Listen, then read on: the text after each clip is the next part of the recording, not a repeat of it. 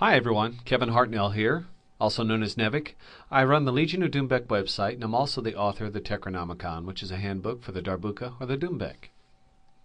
Welcome to the belated Halloween episode here on the Tekronomicon channel. We'll be covering split finger body mechanics. So with that in mind, you may have to actually adapt this particular technique to suit your own personal needs. That depends on the length of your fingers, your drum, and so on. For those unfamiliar with the finger numbering system, please click the link to the right of the video. It will pull up a graphic of the finger numbering chart. The first strike I'd like to show you is for the L1, which is the left hand, number 1 finger, which is your index finger.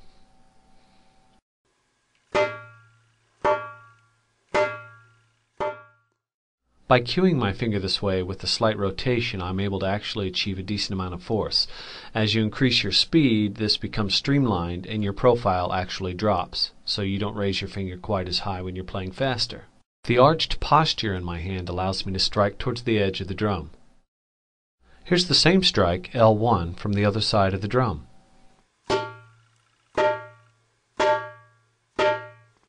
The pad at the base of my thumb actually works as a brake. When I rotate my wrist down, the pad lands on the side of the drum, allowing my index finger to pivot at the base knuckle and snap down to the head of the drum at the edge. The next strike is L3, which is my left ring finger.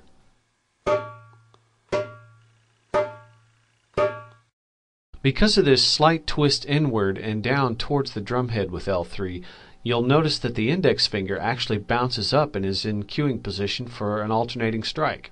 L2, or your middle finger, works as a pivot point between L1 and L3. Here's the same strike from the other side of the drum. Notice as L3 is cued up, the fingers fan out. You also don't want to raise your hands too high off the drum, as that'll slow you down. You can also group L3 and L4, the ring and the pinky finger, together. It may require a little additional coordination. Now here's a front view of the drum alternating back and forth between L1 and L3. From this view, you're able to see how L1 and L3 strike in a sweet spot on the drum because of the arch of the hand. The middle finger provides a pivot point, and the pad of the thumb actually works as a brake for L1. Two notes here, L1 and L3 strike in almost the same spot, and the profile is lowered because we're playing faster. In this clip, you'll get a bird's eye view alternating between L1 and L3.